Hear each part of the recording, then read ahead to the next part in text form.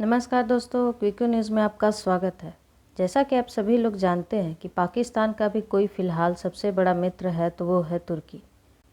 और तुर्की के राष्ट्रपति हैं तैयब अर्दोगन और उन्हें सबसे बड़ा हिमायती माना जाता है पाकिस्तान के प्रति। और आप सभी जानते हैं कि एक हफ्ते पहले जब तुर्की के राष्ट्रपति ने भारत की छवि खराब करने की कोशिश की थी, भारत को बदनाम करने की कोशिश की और भारत का व्यापार अंतर्राष्ट्रीय बाजार में गिराने की कोशिश करी। दरअसल जिन्हें नहीं मालूम उन्हें मैं बताते चलूँ कि अब से एक हफ्ते पहले तुर्की ने भारत से हाथ जोड़कर विनती करी थी कि हमारे देश में इस वक्त खाने पीने की बहुत किल्लत चल रही है, तो आप हमें थोड़ा अनाज मुहैया कराइए, क्योंकि रूस यूक्रेन से इस साल हमें अनाज नहीं मिल पाया है।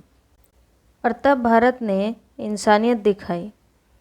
और भले तुर्की हमारा दुश्मन देश है, लेकिन भूखे की हमेशा मदद करनी चाहिए।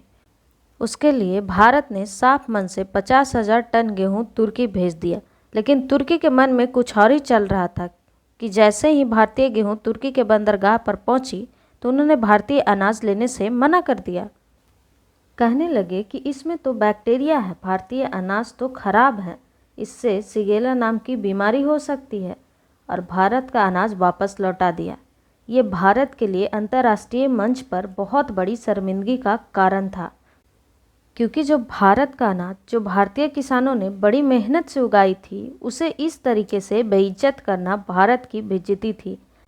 लेकिन तुर्की के पास ही एक और अरब देश पड़ता है जो भारत का एक करीबी देश माना जाता है कई सालों से, और ये देश है मिस्र, जिसे अंग्रेजी में इजिप्ट भी कहते हैं।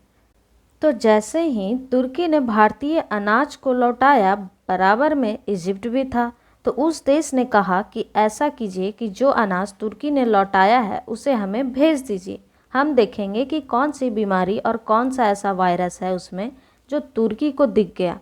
इसमें तो भारत ने कहा कि चलिए आप ले लीजिए और देख लो। और जैसे ही भारत का अनाज इजिप्ट पहुंचा तो वहां से भी खबर आई कि इजिप्ट ने भी भारतीय अनाज लेने से मना कर दिया।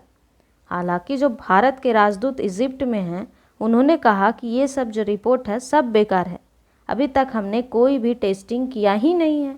लेकिन पिछले 3-4 दिनों से संदेह के कारण इजिप्ट की सरकार भारतीय अनाज की टेस्टिंग कर रही थी और चेक कर रही थी कि इसमें कुछ कीड़े वगैरह तो नहीं हैं, इसमें किसी प्रकार का फंगस तो नहीं है, या फिर इसमें सिगेला नाम की कोई बीमारी या बैक्टीरिया तो नहीं है। और आप जानकर हैरान होंगे कि अभी अभी रिपोर्ट आई है, जैसा कि आप स्क्रीन पर देख सकते हैं, कि इजिप्ट देश को पसंद आई भारतीय गेहूं की क्वालिटी। तुर्की के लिए जोरदार झटका, और हमारा जो अनाज था वो हर एक जांच में खरा उतरा है। और इजिप्ट के सरकार को ना कोई बैक्टीरिया मिला और ना ही कोई वायरस मिला और ना ही कोई फंगस मिला और ना ही किसी प्रकार का कोई कीड़ा मिला। बिल्कुल ताज़ा अनाज था और इसलिए इजिप्ट की सरकार को पसंद आया और उसे ले रही है। और आपको बता दें कि तुर्की के मुंह पर कोई तमाचे से कम नहीं है ये खबर, क्योंकि जैसे ही तुर्की ने भारत के अनाज को रिजेक्ट किया था, वैसे ही दुनिया भर के तमाम अनाज खरीदारक देश सतर्क हो गए थे और थोड़ा भारत को संदेह की निगाहों से देख रहे थे। और इसलिए सबकी निगाह थी इजिप्ट के तमाम टेस्टों पर। और जब यह रिपोर्ट सही आई है तो तमाम देशों ने चैन की सांस ली है। और वही अब मामला उल्टा हो गया है और तुर्की को दुनिया भर में संदेह की निगाह से देखा जा रहा है। साथ ही एक ऐसे देश के तौर पर पहचाना जा चुका है जिस पर भरोसा करना टाइम वेस्ट के बराबर है। वही ये जो अग्नि परीक्षा भारत ने इजिप्ट वाली अव्वल दर्जे से पास करी है ना, उससे भारत की छवि पहले से भी ज़्यादा अच्छी हो गई है और सोने के जैसा चमकने लगी है। और भारत पर तमाम देशों का विश्वास और भी बढ़ा है, क्योंकि भारतीय अनाज तमाम टेस्टों को पार कर चुका है। और इसी कारण अब भारतीय अनाज की मांग अंतर्राष्ट्रीय बाजार में और भी बढ़ेगी और बढ़ने लगी है।